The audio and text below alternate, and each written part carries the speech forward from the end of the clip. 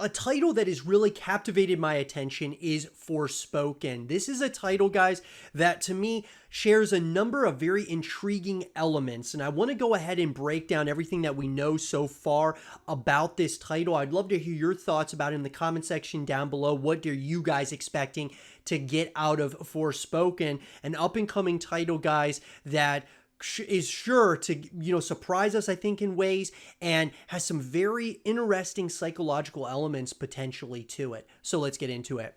So in an article, guys, written by Jesse Lennox of Digital Trends, while Square Enix is most famous for its Final Fantasy series and is currently working on the latest entry, a new JRPG project was shown off in June 2020 as a new title for the PlayStation 5 under the code Project Athia. This new game caught many gamers' eyes for the stunning visuals on display and the promise of a brand new world from the esteemed JRPG developers. After the initial reveal, we didn't get many details on this intriguing new project. All we knew was that the developer, Luminous Productions, was made up of many members of the Final Fantasy 15 team.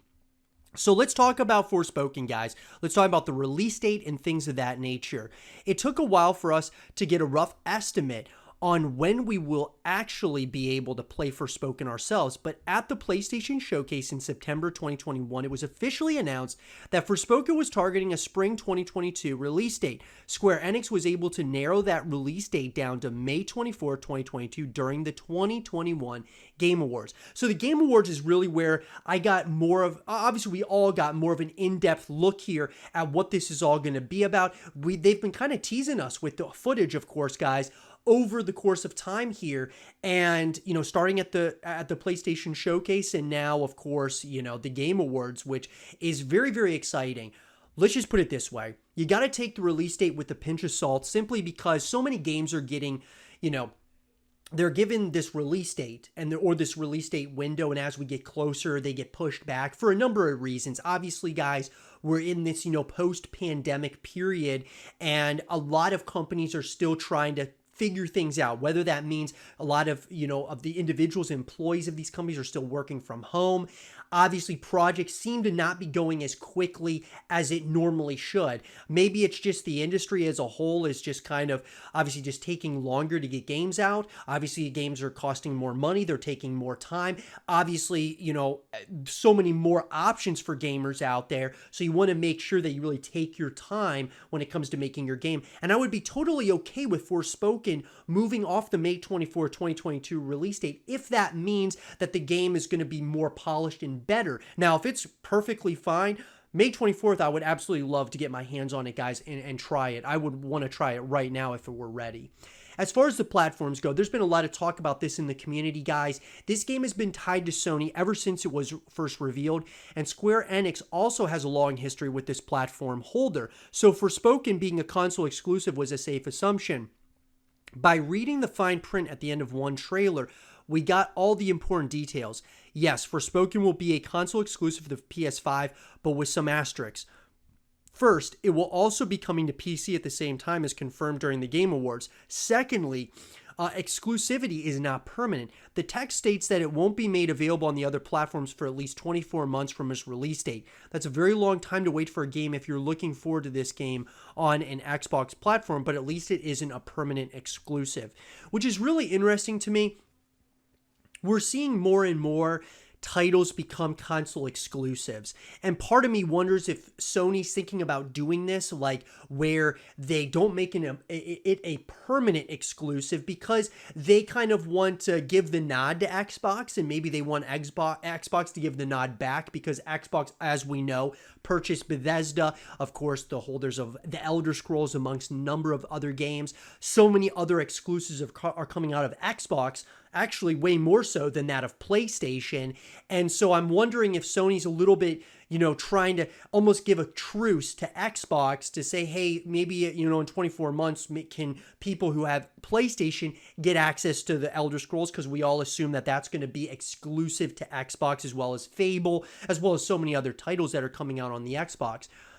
Part of me kind of likes the idea of a truce almost between the console wars.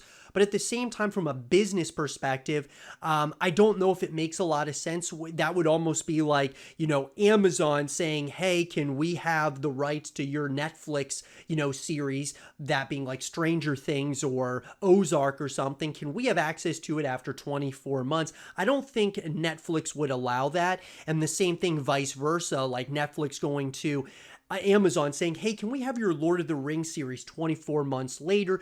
I don't think it's necessarily something that's realistic. We'll have to kind of wait and see. This permanent exclusivity, or not being a permanent exclusive for Forspoken is something that we'll have to kind of keep an eye on. It may very well change as time goes. The trailer, guys, you definitely should check out. Absolutely awesome. The narrative of Forspoken has some big names behind it. Outside the team within Luminous Productions, the writing team includes Gary Whitta, who was a writer on Star Wars Rogue One, Prey, and many comic book runs, as well as Amy Hennig, who wrote the original Uncharted trilogy for Naughty Dog and Soul Reaver games. So those two names, guys, got me very excited. I mean, when we start thinking, you start bringing up the Uncharted trilogy, you're bringing up Star Wars, Prey. I mean, those are some pretty big titles that obviously, this writing team has worked on, and that's something that really gets me excited about Forspoken, more so than I even already am. Obviously, you can check out, of course, the 2021 trailer at the Game Awards as well. The gameplay is the big thing for me, guys. The latest trailer had tons of gameplay to dig our teeth into. We already knew Frey would be dishing out different magical abilities, but now we've seen a range of them in action. There appears to be a more standard, fast-firing magic blast she can fling at enemies, but also some kind of shield, homing water orbs, vines, and explosive traps. What was exciting was the way Frey moves through the environment, and I agree. I really like the way that Frey moves around the environment. It's very, it looks at least very smooth, and that's really exciting to me. Combat is very much active rather than turn-based or tactical. It looks like it can occur anywhere. We see Frey fighting in open fields, interiors, and what look to be town squares. The range of enemies run the gamut from zombie-looking evil humanoids to winged creatures in the sky and even freaking dragons. And that's something that is going to be pretty awesome, guys. And that's what I was getting at when I say just the sheer beauty. I mean, the graphics are amazing in Forspoken, but I also think that there seems to be a lot of, a lot of secrecy, a lot of things that we're going to have to unveil, potentially psychological elements to this world. And those are things that really get me intrigued about this title. Now, as far as the multiplayer goes, you guys know me. I'm a massive fan of a full package. I love single player stories, guys. I love multiplayer experiences, and I love co-op modes. But what I love more than all of those is having them together in one package, in one game. Even though there's been no confirmation one way or the other, we feel pretty confident that there won't be any multiplayer in this game of any kind. Everything we've seen shows Frey acting alone, at least outside of cutscenes and things of that nature. Even her companion character is her cuffs, which wouldn't lend itself to multiplayer at all. Most JRPGs are better off as single-player experiences, so we're good with Forspoken offering a polished solo adventure. I disagree with that. I think that really, guys, all it takes is one game to kind of stand alone or stand by itself. Obviously JRPGs at this point are, single player experiences primarily, but that doesn't mean in the ever-changing landscape of gaming that you can't have multiplayer experiences in a JRPG. I think it's something that's not true whatsoever. I think that multiplayer experiences bring you back to the experience over and over again. Instead of, playing the game a couple of times through the single player story and then moving on to other games, having a full package is the way to go. It's definitely the way that after I'm done playing that single player story, I can play with my friends and play the campaign cooperatively, and then I can play multiplayer against other people across the world, or I can play PvE with my friends, maybe against the environments, maybe against waves and waves of enemies, whatever it may be. So do I think Forspoken would be awesome. As a single player experience, absolutely. Do I think it's going to be would it be great as co-op as well as multiplayer modes? I think there's definitely potential there just from what we're seeing at this current juncture. And so I really think that they need to create a full package here. Look, guys, I've talked about it a long time, and I'm not saying that the way that Sony does and PlayStation has created a lot of these exclusive titles that are just single player experiences, there's nothing wrong with that. And they actually sell very well as well. I mean, we look at God of War, we look at, Spider-Man, all these different titles, right? And then obviously The Last of Us, we're still waiting for the multiplayer experience. But I just think, guys, that sure, you're going to get people to try the game out, but to keep people coming back to it over and over again outside of DLC, you've got to have multiplayer experiences or co-op experiences, unless otherwise people are going to move on to other games. And we see that so much now in the landscape of gaming. If you want to build a really foundational, support base and fan base at the end of the day, I just believe you've got to have a full package. And it really justifies that $60 price tag as well. DLC, guys. So initially, we were ready to say just as confidently that Forspoken wouldn't have DLC as we did it not having multiplayer until we reflected for a moment. This team, which again is largely the same one that made Final Fantasy 15, does have a track record for adding content post-launch. Final Fantasy 15 alone got way more DLC than many expected, including a multiplayer mode, so anything is possible. Granted, Final Fantasy 15 had a, let's call it, troubled development and launch that made DLC feel more necessary. So, look, guys, DLC, I'm obviously, I love DLC, but at the same time, I love DLC that's free to play, especially if it's a game that you're already paying $60 for. If you're not going to have any other game modes, I really think that having it free to play is going to bring people back to the experience to at least try that DLC out.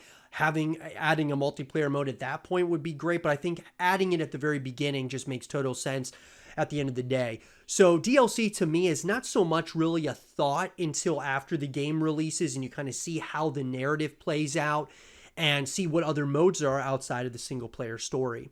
But that all being said, guys, overall, I'm very excited about Forspoken. I think this title could be really great. I think it's got unbelievable amounts of graphics, along with the potential of being a very story-driven, title, but also has the opportunity to have other modes outside of it that could really start to create different change, I guess you could say, over at Sony, where they've been so narrative focused with their titles. Maybe they can expand a little bit on that by adding, multiplayer modes more frequently and adding more co-op modes that you can play with your friends. But nonetheless, guys, I'm pretty excited about this. Let me know, are you excited about Forspoken? Let me know in the comment section down below. Let's have a real conversation about it. And for more Forspoken content and videos, stay here with Zero TV.